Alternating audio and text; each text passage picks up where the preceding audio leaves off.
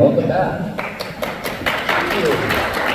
It's very polite. You're very polite back. I appreciate that. Next up is Jonathan Dover, who you may have seen in various television performances. He's with the Paranormal Rangers, and John served in law enforcement for over 30 years. And in his work with the Navajo Nation, he documented and investigated various cases ranging from hauntings to Navajo witchcraft, UFOs, and pretty much all of the above, is what I was told. So you can welcome John. I'm sure he's got a great talk in store for us.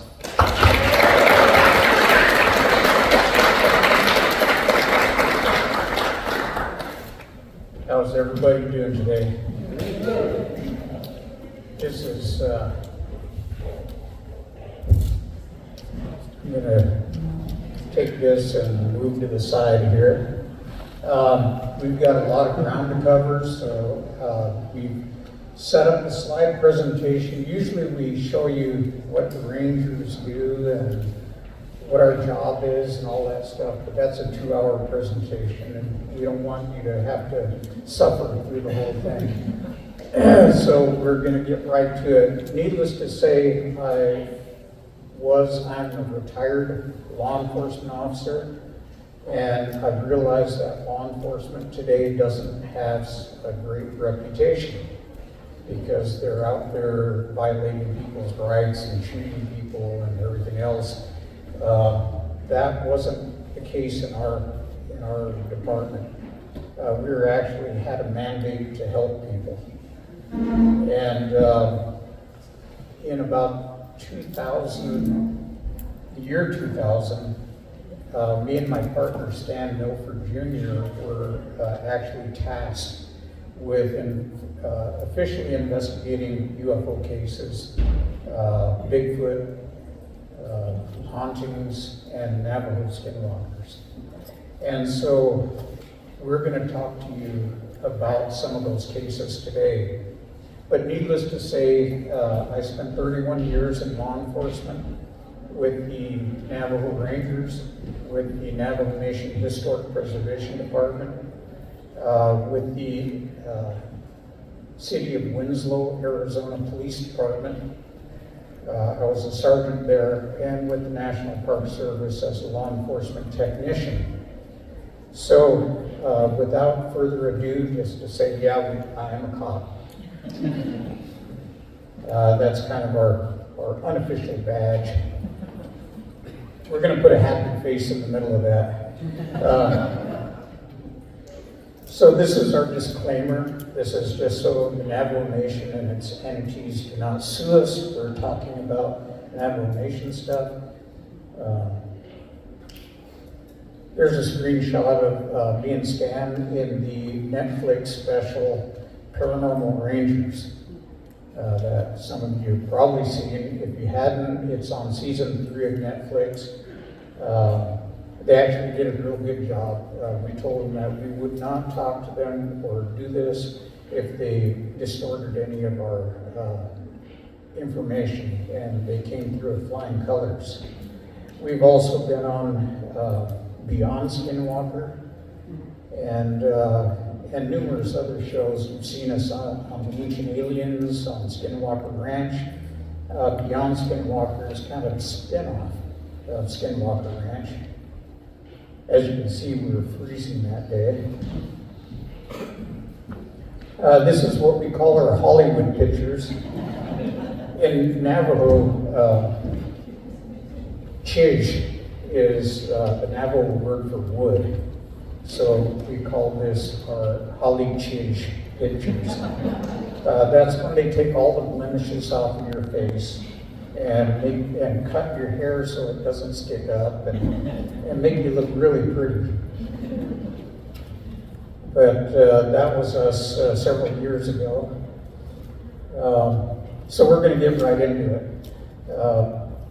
We originally met a gal named Dr. Lynn Katai, who was with the Phoenix Lights.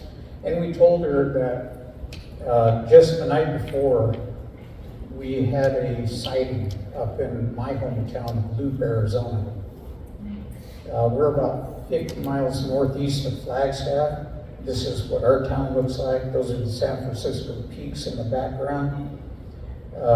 As you can see, we don't worry about forest fires. And this is kind of what the country looks like out there. So it's a real treat for me to be up here in all of your beautiful forests, because we don't have that where I live. This is one of the housing areas, and if you can imagine, my brother-in-law comes running in at the time I was married. He comes running in and he says, a UFO just went over the house. And he says, it was a triangle shape, come out and take a look.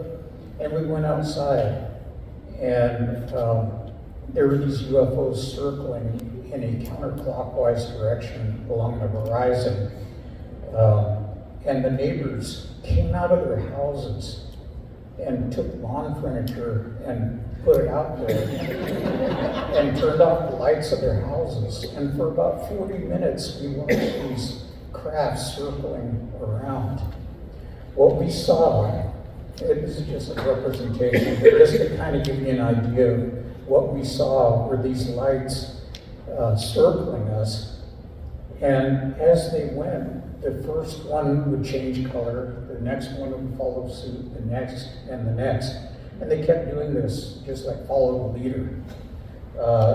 The first one would all of a sudden fluoresce, and it'd get just intensely bright like a flare. And then the next one, and the next one.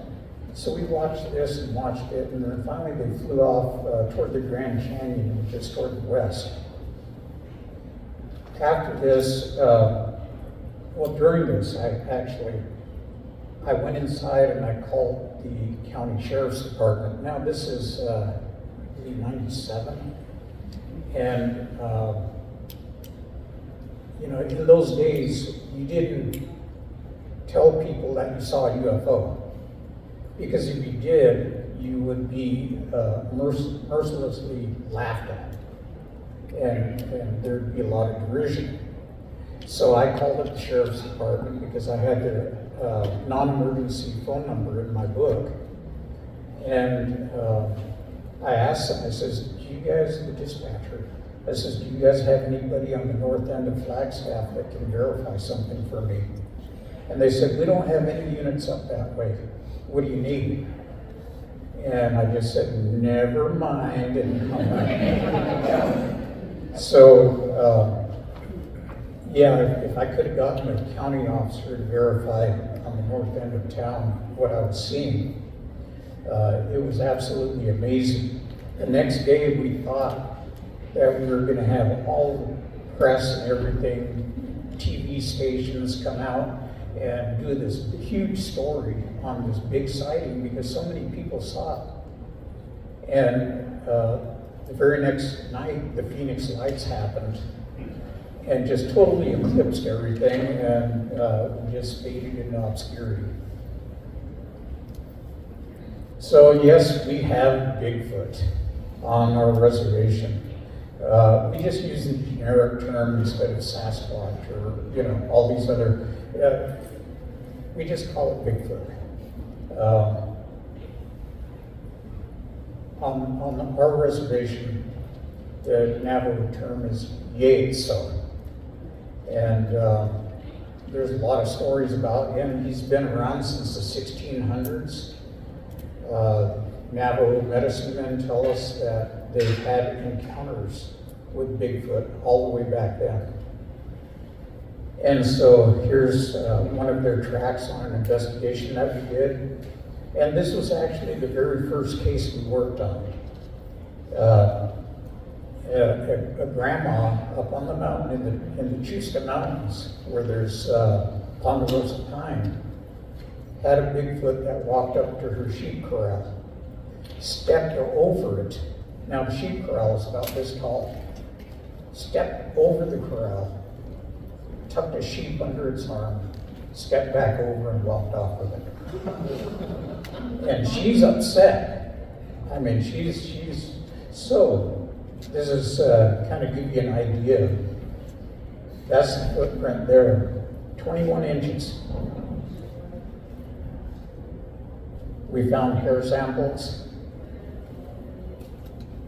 This, it doesn't really do it justice.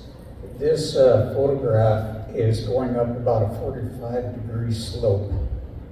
If I were to go up that thing to put those pin flags in, I'd be on my hands and my feet climbing up that thing. And it just walked up this thing. Each one of those footprints from heel to heel are 5 feet going uphill. If I were to do a 5-foot step, I would have to do the splits. And I'm sorry, but I can't do the splits. This is another case where we had one that crossed the road with a young lady that was a nurse at one of the hospitals. And she saw this early in the morning, walked right in front of her vehicle as she's on State Route 264 between Navajo and Winter Rock. And she was rather excited. Stan went out on this one. As you can see, there's lots of footprints along this drainage. And notice all the police cars. We had this happen on a pretty regular basis. All the police were interested. They'd all show up and ask, "What are you doing? What are you doing?" And we'd tell them, and they'd say, "Oh yeah, I saw one back, this year, or I saw a UFO over here." But they never talk about it. Here's some of the plaster casts.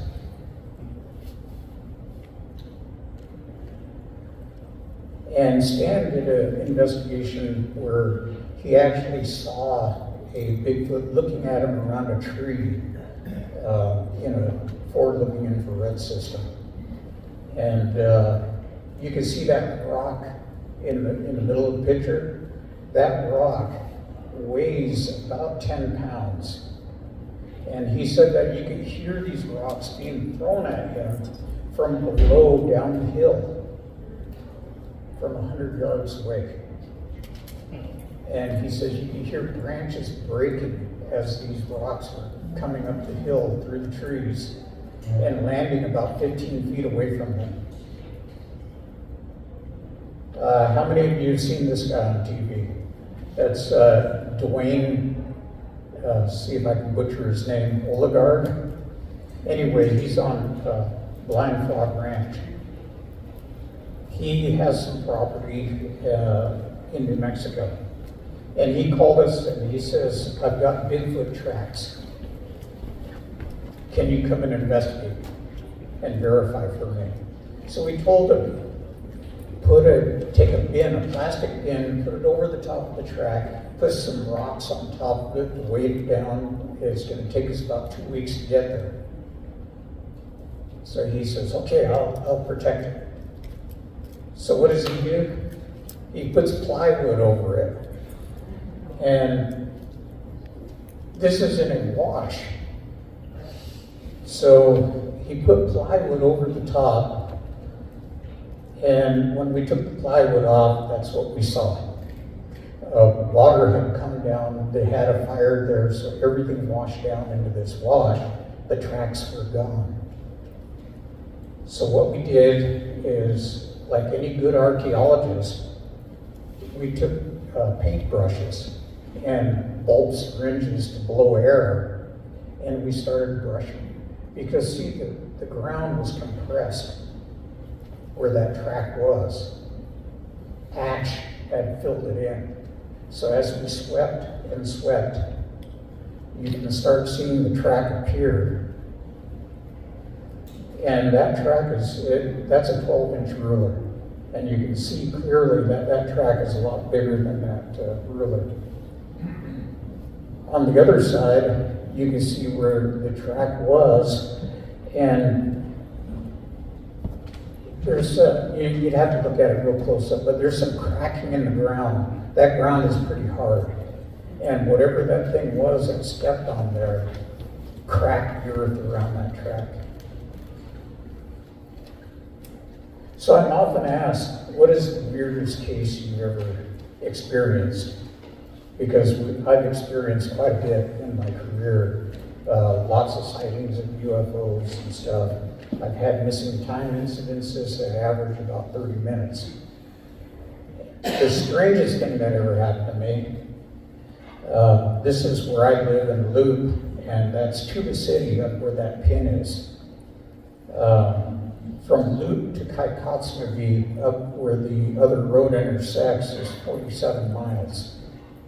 Across to Tuba City is 58 miles. It takes me about an hour and 45 minutes to get to Tuba City. And I do this every month, early in the morning before daybreak, because I have to get an oil change. I'm averaging 5,000 to 6,000 miles a month of driving. And so, because I'm driving a tribal vehicle, a police unit, I had to get an oil change.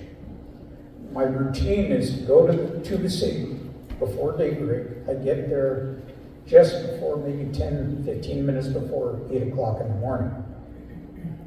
Go through the local drive-through to get a sandwich and a coffee. Go sit at the gate, and within 5 minutes they'll open it up. I'll be the first one in and get my oil change. Otherwise, I have to wait half the day until it's my turn. So on the way up there, now this is just a shot showing you kind of what it looks like, but this is the pre-dawn. So the horizon is getting light in the east, but the sun isn't up yet. I looked in front of me, and I see nothing but straight highway in my headlights. I look behind me in the rearview mirror, nothing but straight highway. I'm near a place called Navajo Dam on State Route 264. And as I blinked, I opened my eyes again, and I was coming to a sharp turn. That sharp turn was 15 miles up the road, and near a place called Coal Mine Mesa. Now, between there, you have hills that go up and down. You're going left and right, and some of the road goes right by cliffs. And I'm going, did I just zone out? You kind of get hypnotized, and you're tired, and you zone out, and kind of go on autopilot. So I get into Tuba City, and up at the top of the screen, there's the fast food restaurant, and across the street is the fleet management. I get my sandwich, I get my coffee, I go sit at the gate, and I waited for 45 minutes until the gate opened up. So somewhere along the line, I gained 45 minutes of time, and I don't know how I did it. If you do the math, the distance, all that kind of stuff, you remember this from junior high. I used to hate those. Don't like to do math. But I would have to be doing about 150 miles an hour to make up that much time. And you can't do that. When you're going through the Hopi Reservation, if you're law enforcement, they will stop you if you're speeding and write you a ticket. So you don't speed through their territory, you put it on cruise and do the speed limit. So to this day, I have no explanation for how I gained 45 minutes of time. I've had people tell me, oh my God, you were abducted, and they put you down in the wrong timescape. I've had other people tell me that I went through the event horizon of a microscopic black hole, and it altered time. I had no idea to this day. I just know it happened to me. I have no explanation for it, and therefore it's an anomaly. So we have a case called the Old Man case. This is the old man and his wife. He's in his 80s. Those two guys on the sides are Bigelow investigators from Bigelow Aerospace Research. And they came out, this is the second investigation. So what's interesting, as you notice, everybody's face is blacked out. We tell people, especially Navajos, that we guarantee their anonymity. Years later, we were contacted by a UFO TV show who wanted to interview the old man. And they said, we're going to pay him a buttload of money if you can contact him and tell him that. So we went out there and contacted him. Now, in order to get this case investigated, we contacted MUFON, Mutual UFO Network of Arizona, and we did what they call a CMS case report, which is their official online reporting, and we told them we had a case. And they contacted us right away the very next morning, and we asked them, can you take that thing down from your CMS report so everybody doesn't see it? And they did, and they sent an investigator out, and we did the investigation. So this TV show asked, and we contacted the old man, and he says, no, I don't want to talk to them. I don't want any publicity. And so we went back and we told the producer, no, he doesn't want to talk to you. And they told us, we saw the CMS report before it was taken down, and we saw the location, and we're going to go out there and talk to him anyway. So we told him, go ahead. You're welcome to look for him. We didn't tell the producer that we had put the location 100 miles away from where it actually happened.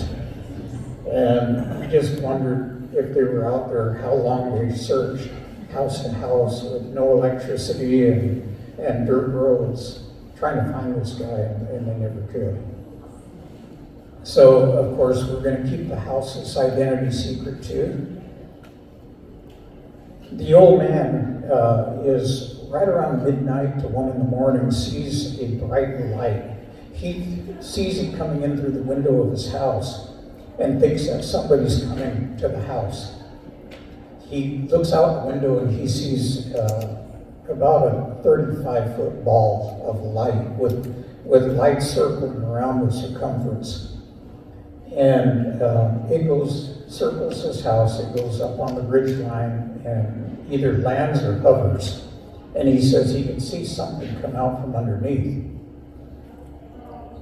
So these little lights that you can get at any store, they're about, $10 each. Solar lights come into play during this case. So what he saw, he described as a gray alien. He's saying that they had big heads, they had big black eyes that kind of wrapped around. He called them in Navajo, there's no word for alien. So he called them little children. And he says, these little children are walking around my house, there's 4 of them.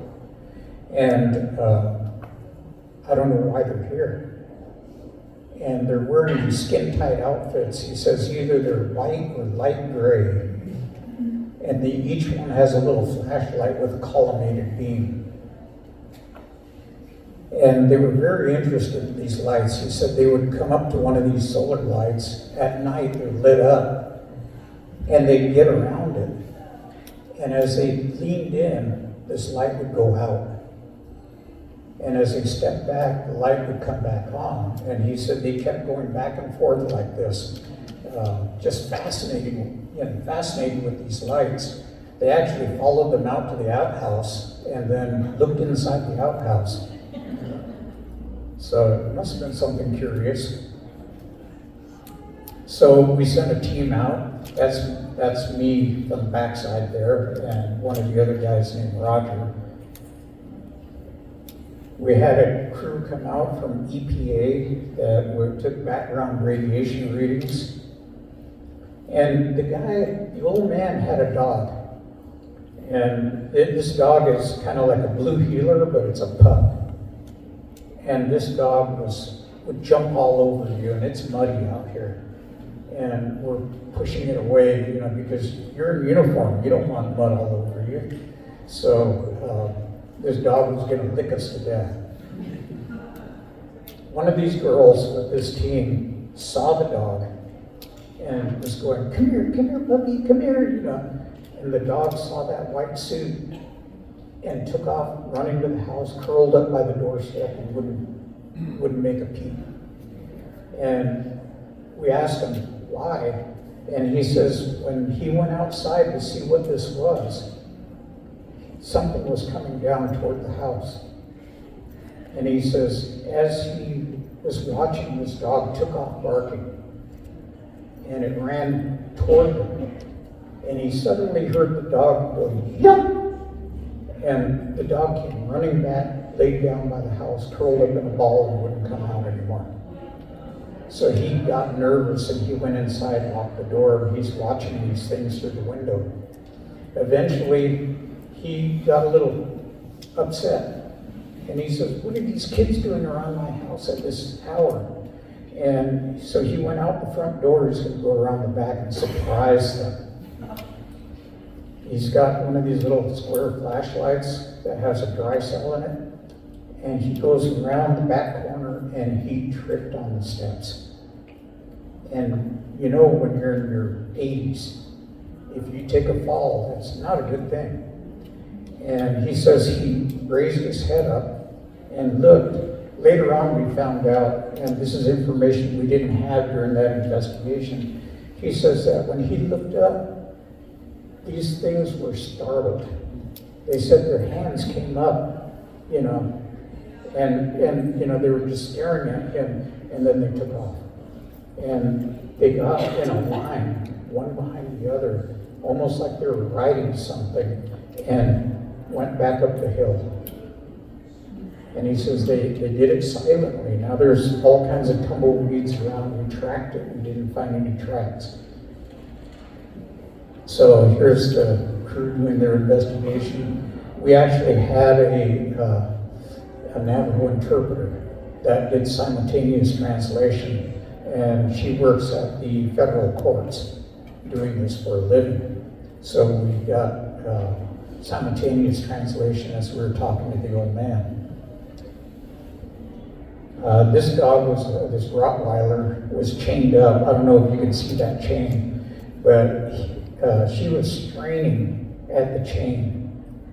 Looked like she was going to bust it to come at us. She had pups.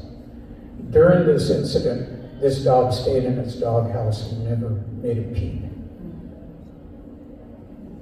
This is the pup in question. We gathered, we guaranteed it's an anonymity too. Sadly to say, this pup 2 weeks later died. The family didn't tell us, otherwise we would have taken it in and had a necropsy done and from a vet and find out what caused it. But that was the pup that ran out to see what it was. We found unusual marks, kind of almost like you take a coffee can and you stick it in the ground. But these marks went in a straight line, one in front of the other, not like any animal walks. Here's Bigelow's investigators. These guys are actually all former Special Forces people, Navy SEALs, Green Berets, what have you, Force Recon. He hired them. At the time, you heard about the $24 million that was allocated by the government to study UFOs in secret, the ATIP program. These guys were part of that program. So Bigelow got that money. And you see they're using all the fancy stuff that we had to buy our own equipment, so we didn't have fancy things like that. But one of the neighbors lost, there were about 6 pups that were real small, really roly-poly, the kind that would, they just fall over each other and be rolling around on the ground and, get up. And all 6 of these pups disappeared that same night. And they contacted us, we looked, we tracked it. Usually a predator would leave fur all over the place and blood. We never found anything. So there's a lot that's, we have skinwalkers. We call them Navajo witchcraft. These are shapeshifters, and they're very dangerous. They can kill you. They can poison you. The doctors won't be able to figure out what's wrong with you, and you'll die within a short time. They call it corpse powder. So skinwalkers have been talked about by Tony Hillerman. They've been included in TV shows. Everybody says, oh, they're werewolves. There's all these dramatic drawings and pictures of, Farm Zeta style, cartoon type, scary things. And the reality is a lot different. On the TV shows, you will see this picture and they will say, this is a skinwalker. Well, just for everybody's information, I'm gonna drop some knowledge on you here. This is a Yebiche dancer. He represents the star people who came to the Navajo in times past and imparted knowledge. There are usually 10 to 12 of these figures that will do a dance in the fall. And so they call it the Yebiche dance. And they're considered holy beings, star people, gods. And when they do their dance, interestingly enough, the last Yebiche dancer, 10 or 12 of them, is always called a clown. He does everything wrong. No matter what the group does, he does the opposite. That clown represents the five-fingered people. That's you and me. He represents humans. And humans don't listen to what the gods tell them is the proper way to live. They do everything wrong. So, yeah, they look otherworldly and scary, but these are our deities, not skinwalkers. That would be like me putting this guy on a picture and saying this is Satan incarnate. Now, depending on what denomination you are, that could be a true statement, but this is not Satan. And these are not his demons. Okay? But we're just trying to make a point here. So when you see this on TV, because I've told the different TV places that this is wrong to depict them like that. But the editors, when they get to the film, don't know this, and they just grab something. If you look this up, type in skinwalker on your phones and go to images, and you'll see these images of the Yebiches. Skinwalkers can change into animals. They use the people carry the hides with them. And we think that they use the DNA from the hides to effect a change. They can appear as dogs, as coyotes, as wolves. In one case, we had one show up as a mangy dog like this that looked like it was just ready to fall over and die. They can show up as owls, as birds. This is a Navajo hogan. We call it a female hogan. It's a traditional house for Navajos. We have found some of these houses, they always face to the east. In Navajo culture, your house door faces to the east, so when you get up in the morning before daybreak, you take your tadadine, which is your corn pollen, and you go out your front door and you pray and with your corn pollen as the sun rises, and you greet the morning sun. We have found houses from the 1920s that had the doors facing to the west, and also the sweat lodge faced to the west. The cultural specialist would not get anywhere near this place. He said that this was a place where witchcraft was taught. Now, just to be clear, when I say witchcraft, I'm not talking about Wiccan. I'm talking about Navajo witchcraft. And it was actually on the Federal Register of Prohibited Crimes. along with murder and rape and the other, it was called 7 major crimes for Indian tribes. So it's a real thing. Well, let's go back here. So these things can shapeshift. Generally, what we're seeing is somebody who's painted white. We had a couple come back from town. They see a coyote trying to get into the sheep corral. The guy takes out a .22 rifle and shoots it. Bang. He says the hind legs just dropped, and it's pulling itself along with its front legs. And he says it crawled into the brush, the tumbleweeds, but the hind legs were sticking out. So he goes over there, his wife is sitting right next to him. He goes over there and grabs the leg with one hand, and he's holding the rifle with the other, starts pulling it out so he can finish it off. And he says the leg turned into a human leg in his hand.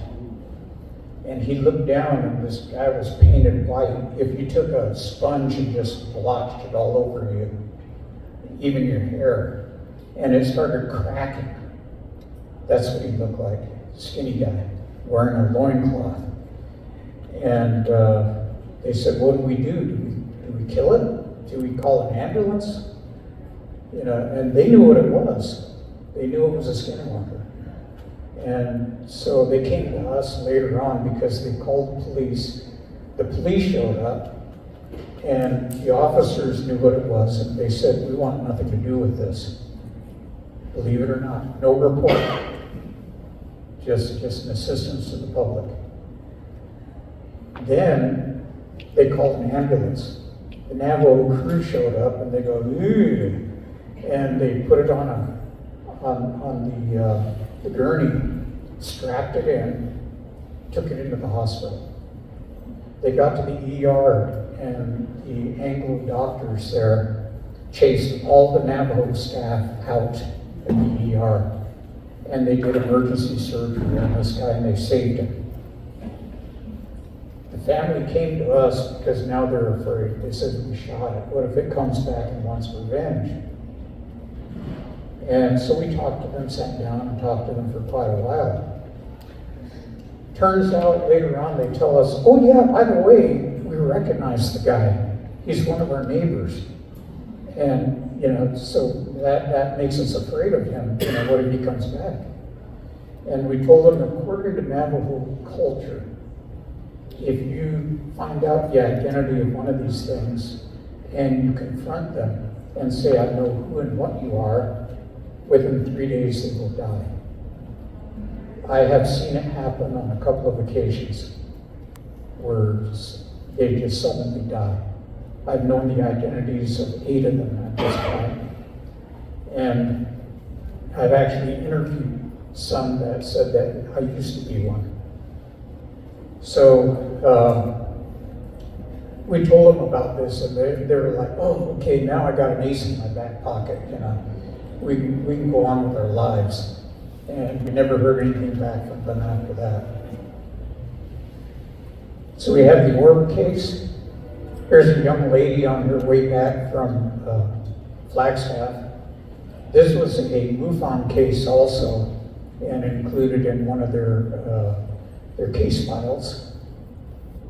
She sees up between these peaks here, these are cinder cones, volcanic vents from the San Francisco peaks. And as she's driving, up around the top there, between those 2 little hills, she sees a red light just hovering. And right away, she says, what's a helicopter doing up there just hovering? In the middle of the night, it's 1 a.m. She says that this thing came down this hillside, angling toward her vehicle. Now these are daylight shots, but this just gives you the idea of what was going on. She says, as this thing came across this field, she could see that it's green, or actually it's red at this point. And she said you could see the ground lit up under it as it's flying, maybe about 6 feet off the ground. She says it's about the size of a basketball. As she gets to the reservation line there, the road makes a right-hand turn. She's got to take her eyes off of it and pay attention to the road, because you don't want to drive off the road at 1 in the morning. And as she navigates this turn and looks to the side, this is looking back the other direction, she sees this thing coming along the side of the road right by her car. She says it's just like a foot off the ground, and now it's about the size of a volleyball. And she says from there it turned white, and it's following her car for about a quarter of a mile. She's trying to take a picture of it, and she says as she puts her camera over there, she can't see it in the viewfinder, but when she turns back to the front, she says she can see everything in the headlights. So she gave up trying to take a picture of it. As she's driving down the road, she says this thing suddenly just sped up and went straight up in the sky and went to the east in front of her, shooting across the sky looking like a shooting star. So you would think, well, that was pretty weird, you know. We knew one of the STAR team members from MUFON. These are scientists. This guy's a physicist. And he told us to take a compass and walk around her vehicle. And we did, and we found magnetic anomalies. We found right behind the driver's seat there, we found an area of intense magnetic attraction. From 3 feet away, the needle would pin on that. And then it came out right here. And if you draw a line between those two, it goes right through the driver. This young lady had a severe migraine headache the next morning. She had never had a migraine in her life. And to this day, she still experiences migraines on a pretty regular basis. This is, we pulled the oil filter, and it came up with a high level of sodium nitrite. For those of you who don't know what that is, hot dog water has sodium nitrite. And we don't know how that got in, because it's not a byproduct of an oil filter, and it's not a byproduct of oil. Shortly after that, her alternator went out. This is a brand new vehicle, and her water pump went out, and the computer started going bad. She ended up trading the vehicle in. This is where she parked her vehicle that night. As she pulled up here, she describes seeing a 3.5 foot tall rabbit. And its ears went back at an angle from its head. So the head of that thing was about 3.5 feet tall. She said it had speckled brown and black fur, no markings. Now, she knows the difference between a cottontail and a jackrabbit. And she pulled up in, and she sees this thing sitting in front of her car where she usually parks. And right away she says, "Oh, I'm on to you, rabbit." And she stopped her car. She sat there, she was talking to her brother. He was in Phoenix. Talking to her brother on the phone, and she says, "I'm going to make a dash for the house. If you don't hear from me, call somebody." And she opened her door, stepped backwards, slammed it, ran around the back of the vehicle and into the house, and locked the door and stayed awake the rest of the night. So we looked at this. This ground is caliche clay. It is so hard, if I was wearing a boot and kicked it and kicked it and kicked it, it would take me several attempts to break the surface. That's how hard that ground is. It's like concrete. But you take a light in at night and shine it on there, and you can see where the ground was broken up with something that was sitting there. Later on, she sees this. She did manage a photograph of this one near the same area. This is a almost hexagonal or octagonal shape. She said it's as big as a cab over tractor diesel. And she says it was coming toward her from the other direction. She took a picture of it and sped up and took off. The mother-daughter case was one of Stan's cases. This is Navajo Route 6 near Chinle. This is the location of where it occurred. This is near 191 and 6 Junction. Mother and daughter are going home late at night. The mother's driving. And how many can relate to this? The daughter has her ear pods in, and she's looking at the screen of her phone. The mother sees a row of lights appear out in the distance. And she says, about 100 yards long. And there's no roads out where this happened. And she's trying to get her daughter's attention. The daughter's just, oblivious. So she finally, whack, hits her. And the daughter looks up, and by the time she looked up, they see this row of lights. They said it was about 4 stories tall. And they said that there's lights flashing behind there intermittently, almost like it's glass, and there's room behind there. And the daughter looks and sees this, and the mother is going, let's go out there and see what it is. The daughter says, no, don't go out there. I had a dream about this, and it didn't end well. We shouldn't go there. So they went on home, but they said as they watched, this is Stan's representation of what it might have looked like. They said that they saw what looked like a black dome appear, and suddenly there was a bright flash and a sonic boom, and this thing took off. So when they got home, remember it's the middle of the night, they said a windstorm came up, and they had about 100-mile-an-hour winds in their little community there near Pinion. And they said that the wind was so strong that fences were being blown down. Meanwhile, Chinle, nearest big town near there, about 15 miles away from that location, had a power outage when this thing took off. And NTUA was scrambling, Navajo Tribal Utility Authority, to get the power back on. So we have cause and effect, and everybody stayed silent.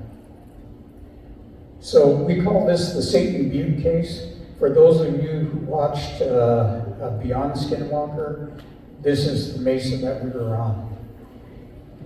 We call it the Satan Butt case.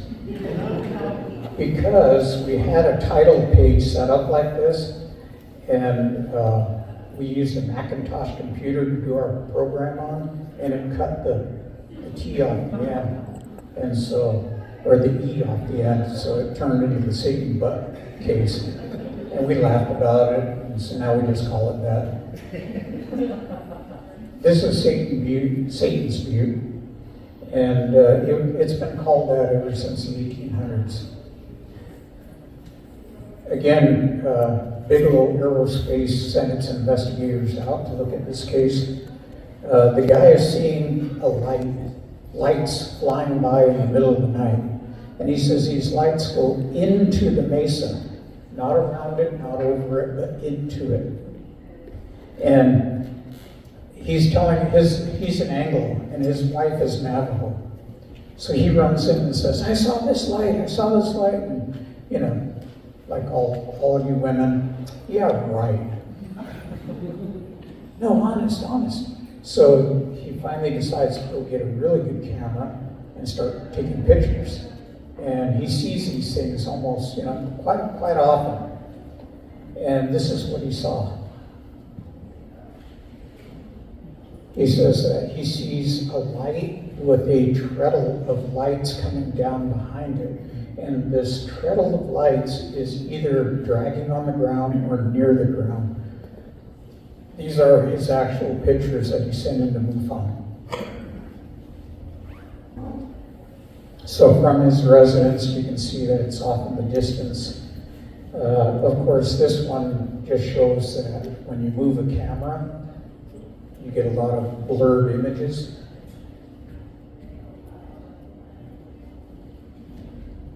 So he says later on, he raises horses. He breeds quarter horses. And he hears the horses blowing outside. And usually if you've been around horses, when you hear them blowing, they're upset about something. And he went out, took a pellet gun because he thought maybe the one of the studs came over to see his mares. And studs can do a lot of damage to your property when they're in the mood.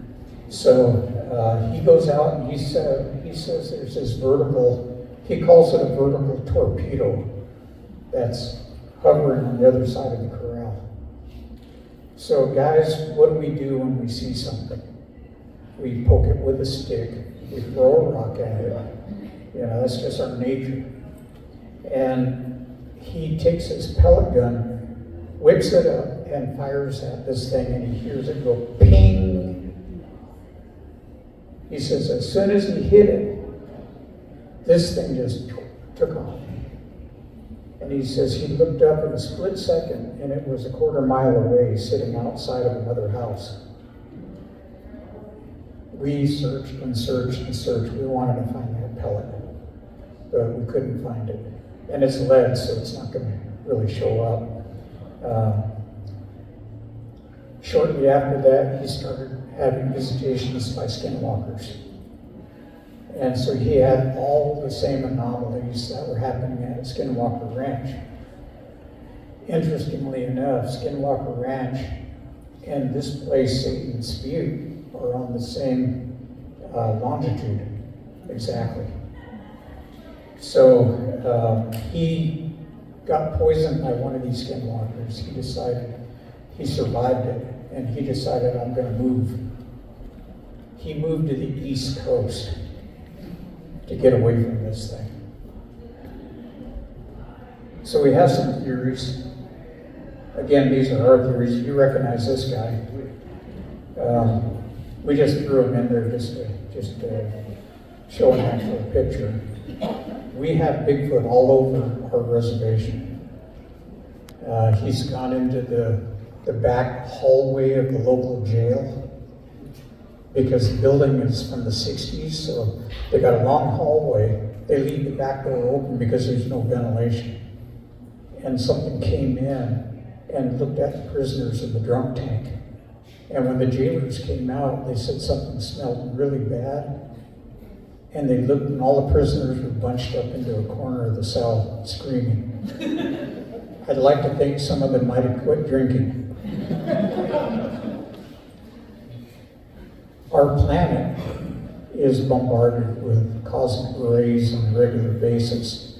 And this is why we have an ozone layer, as you know. It protects us. And this is why they're so worried about the holes that we're making in the ozone layer. But isn't it interesting that on the other side, if you're a fisherman like I am, on the exact opposite side of the earth, right over here, you have an area that's almost like dead. You have all this cosmic bombardment happening. That dead area is right around 3 o'clock in the morning. What they consider the witching hour is when ghosts show up. And isn't it interesting? We are all composed of energy. When you die, that energy goes somewhere. You cannot destroy energy. You can only change its form. So when you die, your energy sometimes attaches to objects or natural features, rock and things, and it can bleed out. We think, this is our opinion, but we think that this energy on the other side, where there's a vacuum, can actually come to the surface and manifest. And so our theory is that this is where some of the hauntings come from, is that energy is still there. We started in 2009 contemplating that what we were seeing, what links all these things together, UFOs, Bigfoot, even skinwalkers and hauntings, is this idea of dimensions, dimensional gates. Physicists postulate through string theory that there could be as few as 12 and as many as an infinite number of other dimensions. And these, to boil it down, to make it real simple, these operate at different frequencies. So we are existing in one frequency. There could be layers and layers and layers right next to us. And if you think of it not as a wall next to each other, but if you think of it as a cloud that's interacting with other clouds, who knows who David Pilates is? Missing 411. He just came out with a movie called Missing 411, the UFO Connection. And he started to realize that some of these cases where missing people were being abducted by UFOs. And they may be slipping into other dimensions. In Navajo history, we have several worlds. The Navajos came through gates in these different worlds into a different world, all the way to this world that they call the Shining World. And in two of those worlds, in the blue world and in the next world, they saw a hole in the sky. And they put something up there, they say reeds, and they climbed up into this hole and came out into this world in the place of emergence near the Four Corners region. So that's Navajo traditional history. What if they came through a dimensional gate? Skinwalker Ranch, above the triangle, has a hole up there. They've already lost one of their rockets in that hole that never came down again. And it's 30 feet above the ground. We live in a monstrous, monstrous universe. Those are galaxies. We live in the Milky Way galaxy. Just one. There's billions and trillions and decacillions of galaxies out there. And this is only the picture from Hubble. Now they got pictures that are even bigger than this. We live in a very interesting universe, and we haven't got physics locked down yet. We only have it locked down as far as we know. We're still finding new elements. This is our public service announcement. Please do not play with one of these, and don't let your children play with one. Every time we've talked on the reservation up there, we've had kids come up to us, teenagers, young adults, that tell us, the Ouija board ruined my life. It destroyed my life. People that are in doing paranormal stuff, they tell us that the Ouija board is actually a dimensional gate. And guess what? It's an unfiltered gate. You are not guaranteed what may come through that thing. Every single person that we've talked to about this has told us it ruined their lives. But look, you can go to the store and get these in children's editions. And they're pink, so you think they're targeting young girls? Those are actual displays. So we tell people, don't do this. We had a preacher who was a minister in Borneo, and he told us that his kids were playing with one of these boards. And he says, you mind if I ask you a question? Now, I'm not advocating for religion or anything else, I'm just telling you a story that I heard. And he went up to the board and he asked it, do you believe that Jesus Christ is the Son of the living God? And he says this board actually levitated, started spinning around, and flew out the window. I have no idea. We've seen something called shadow phenomenon. And, we're driving down the Beeline Highway, State Route 87 on our way to Phoenix, just out of Payson. And we see a shadow go over the highway. So, of course, me and Stan, we don't speed. We go the speed limit all the time, right? Just like everybody else. We're looking out, going, where's the aircraft? Because that's how they monitor your speed out there. And we're looking all over, we don't see any aircraft. We started telling people that we saw this, and that people started telling us, yeah, I was out mowing my lawn. I saw a shadow go over, I looked up, there was nothing there. We started seeing streetlight interference.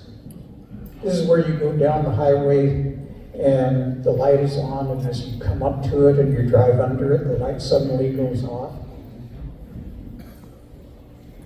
So imagine, Stan has been under 35 lights in a row that went off as he went under. And it's not his headlights that are hitting the photosensor, because at the time, his headlights were oxidized. So they were actually dim yellow until we polished them up. Now he says he can set brush fires when he drives. We parked in a shopping mall in Scottsdale. We parked under a light, underground. As we got out of the truck, the light exploded above us. I mean, just detonated. Sparks going everywhere. And we just looked at it and just, kept going. So much for that parking space. Stan's done investigations. This was a ball that they had out. It's got a footprint on it. They put this ball, one of the things on haunting case is you spread talcum powder around after you put the ball in the middle of the room. This ball, when they went to go retrieve it, had rolled out. And it went around the corner into the hallway. It went up the stairs into another office and was in the waste paper basket. This place is an abandoned hospital that was locked up. The security guard let him in for that night in Fort Defiance. The hospital has since been destroyed and a new one built. But right behind there, you see that little footprint? That was there too. That's a moccasin print of a little child. Stan's office early in the morning during an investigation. There's nobody else in the building. They're locked in. And he took a picture of this on the other side of the glass. There's nothing there. Nobody was there. We've done a lot of work. Both me and Stan have trained at Gunsight, which is in Paulden, Arizona. It was set up by Colonel Jeff Cooper, who's considered the guru of the 45 caliber pistol. And we trained with Delta Force, with Navy SEALs, with just all kinds of special operators, Green Berets, everything else. They have a certain look to them. And if you ever know any special operations people, you'll see this kind of just focused stare out of them all the time. After the old man case, we went to breakfast the next morning, and these two guys show up. They're special operators. Notice the BDU pants and the polo shirts. There's a big TV on the wall, and they're not looking at the TV, they're on their phones. So we took a picture of them. Then we went out and took a picture of their vehicle. We didn't run the plates, we knew it was going to come back to the government or something else.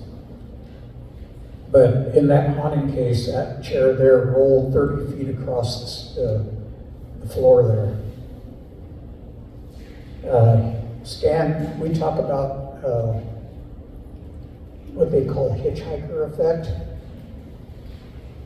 During this investigation, they had a total of 56 coins that would come flying across the room, bounce off the walls, they'd drop. They would materialize in the air and drop. They call it an apport, A-P-P-O-R-T. And these things were appearing, they'd drop, they'd roll around, they'd spin, they'd bounce. And Stan called me in the middle of the night and says, "What do I do?" And I told him, "You're a criminal investigator. You have to photograph every single coin. You have to measure from 2 different walls and place it on the map. And you have to document everything, collect it, bag it, and tag it." He did that 56 times.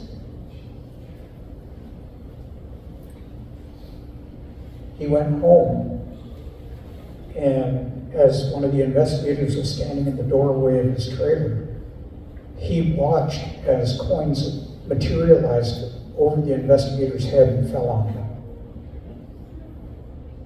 Now, what's interesting, later on he was taking pictures of his equipment, and this coin appeared, fell on the counter.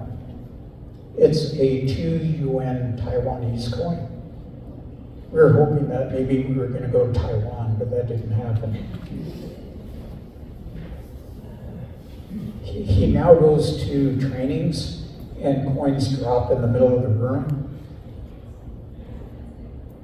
He's at his hotel, and a coin drops behind the desk. Interestingly enough, 56 coins dropped over 2 days of investigation. They all ended up heads up, which is a statistical impossibility. So we went to the International UFO Congress down in Fort McDowell. And at the time, he was the head of MUFON for Arizona, a friend of ours named Jim. And he says he was talking, of all things, they had Colonel Halt talking about Revolution Force as one of the speakers. And him and another guy are talking after the whole auditorium cleared out. They're standing with a row of chairs between them. Jim is a cowboy type, so he's got boots on. And he feels something hit him in the side of the leg on his boot. And looks around, who's throwing stuff at me? Looks down, there's a coin on the floor, picks it up, sticks it in his pocket, doesn't think about it. As they keep talking, another one hits him in the leg. He reaches down and picks it up, looks all around, and by that time, the staff is coming in and chase him out. So he sticks it in his pocket and leaves. Later on, he looks at it. These are 2 1-pound British coins. So Jim was completely freaked out. He says, "I got to get a hold of the Navajo Rangers." And he says, "What does this mean? What does this mean?" And we told him, "Take those coins, put them in a picture frame, put them up on a wall. Because you'll probably never have that happen to you again." But this stuff happens. We don't have an explanation other than it could be bleed over from a different dimension. A young lady was taking pictures up in the Lukachikan Mountains during the wintertime. Supposed experts have told me, oh, this is an insect flying by. But this is the winter time. Insects aren't active during the winter. We call this the flying onion. Here's another one. Guy's house has a game camera set up to see what's coming by on this trail. And at night, these lights showed up. You can kind of see where those lights are. And me and Stan went, of all things, we were recovering a body from the San Juan River of a person who drowned. This is down in Lake Powell, because we have to go up the river from Lake Powell. It's about 40 miles to get to the river entrance. And so we took extra gas. We got a 17-foot low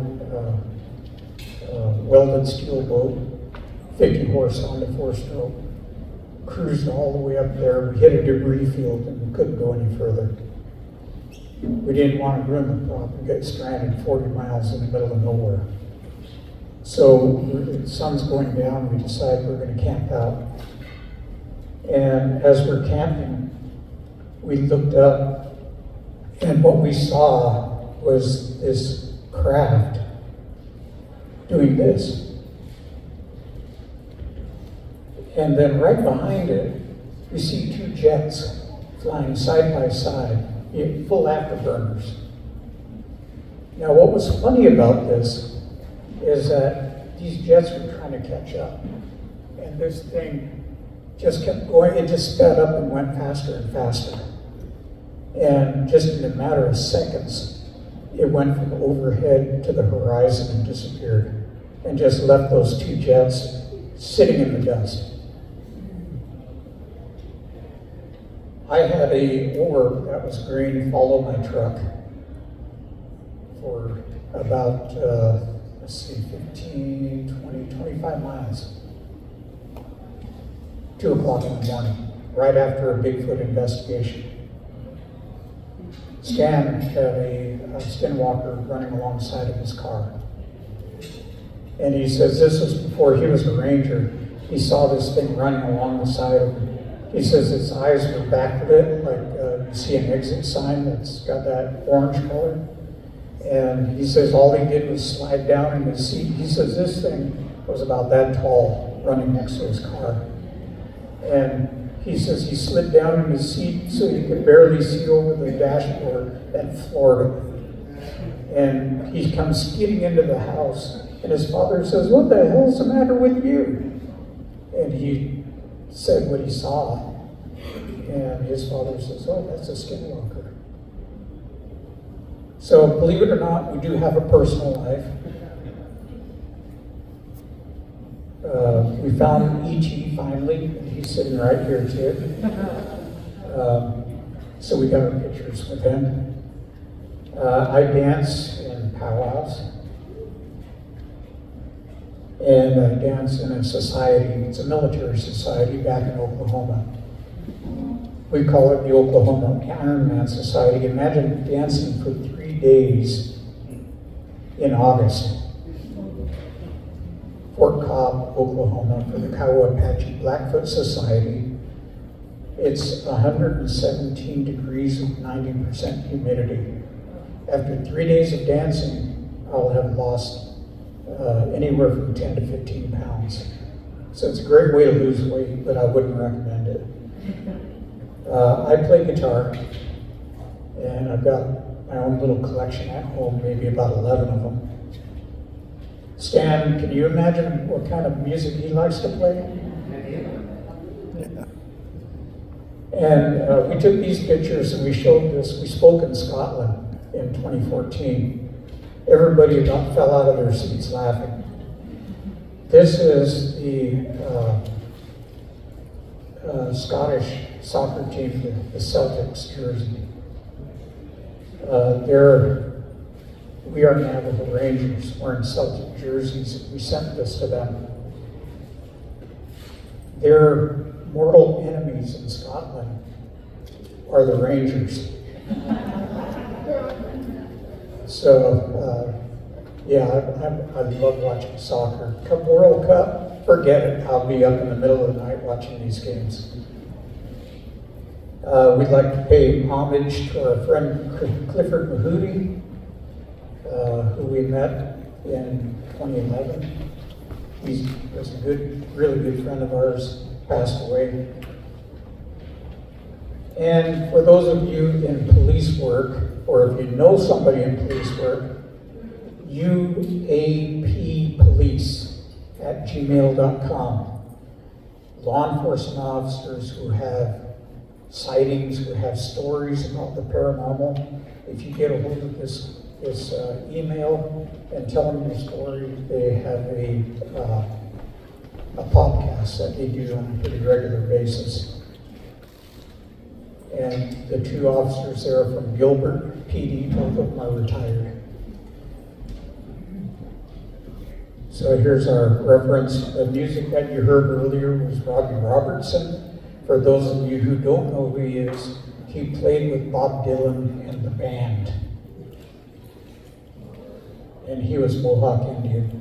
And there's our information. If you want to contact us, Paranormal Rangers, 86515, which is the area code for Window Rock, Arizona. And that's pretty much all I have to talk about today. We tried to hurry through this thing because we didn't want you to sit all the way through lunch and hear your stomachs grumbling. But thank you for being so attentive. And Stan wanted to be here, but he had to get some surgery.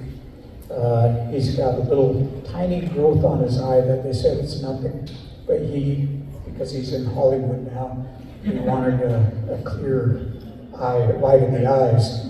So they took it out yesterday. The surgery went well, and it was outpatient. So he went in. I told him, I says, watch out, you're going to take a potato peeler and just like take the eye out of the potato. They're going to use one of those.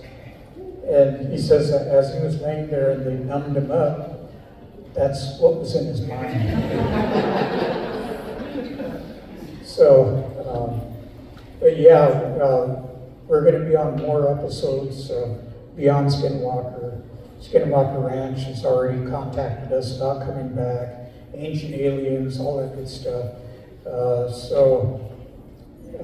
We get to do TV. It's a great retirement kind of thing. It doesn't happen all the time.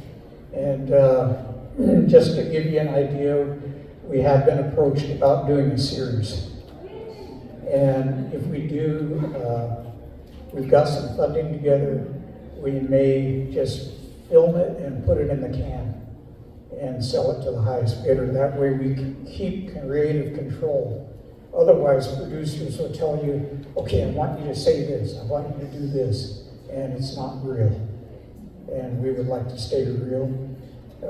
We consider ourselves now, like on the Three Amigos movie, we're infamous. According to Martin Short, that's more than famous, that's El Guapo famous. So, but yeah, we'll be around here. We'd love to chat with you. Thank you.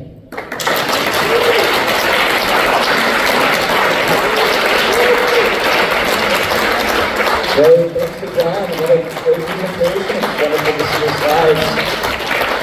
We've got some time before lunch for a couple of questions. It's okay to filter out. We'll be back at 1 p.m.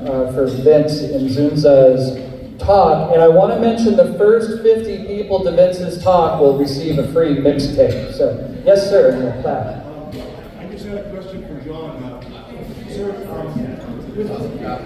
with everything you've learned and the knowledge of the people, do you have any advice for us right now as the UFO subject opens up about a good relationship with these entities and beings? How would we do that? I've actually had people say, oh, they're so wonderful, you're just here to help us. And they want to be our friends. I've talked to other people and say they're evil and stay away from them because they will hurt you. So what we think is that there's a whole bunch of different species coming to us. We know that there's greys, we know that there's reptilians, Nordics. The government itself says that there may be 54 different types coming to us. The Hopis say that there could be 250 to 350 different types that they've had contact with. So I think that just like when the first Europeans came to this country, they were here for different reasons. Some came for gold, some came for tobacco, some came for potash, mass timbers, spices, religion. And I think that we're seeing a similar thing where they're coming for different reasons. And so we can't put one label on it. I would say be cautious. Sir in the red? Yeah, there was a skinwalker, and they say that Big Glow refuses to release the information that he got when he was there doing his investigation. The reason the MIDS team left Skinwalker Ranch, they stated categorically that the place had a demonic presence. That was their reason for leaving. They don't know, but the military is interested in skinwalkers because we've had military people show up at our talks with clipboards, taking notes, and I think they want to know how this change is taking place. Because imagine if you could have soldiers that could turn into animals and go behind enemy lines and create havoc. But in interviewing skinwalkers that were former ones, they tell me that when you change, you get a red shift and you're able to run very fast. And not only that, but your vision gets blurry and you become animalistic. So you're no longer thinking like a human, you're thinking like an animal. And so with that in mind, I don't think they're capable of controlling people like that.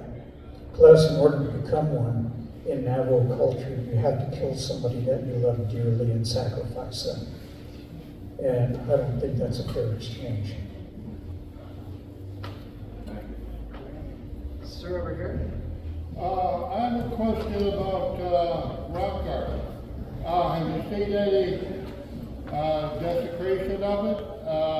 Any changes in additions to it in your experience? In my experience, for 27 years, I was a specialist in archaeological law enforcement. And during that time, I've seen a lot of panels disappear.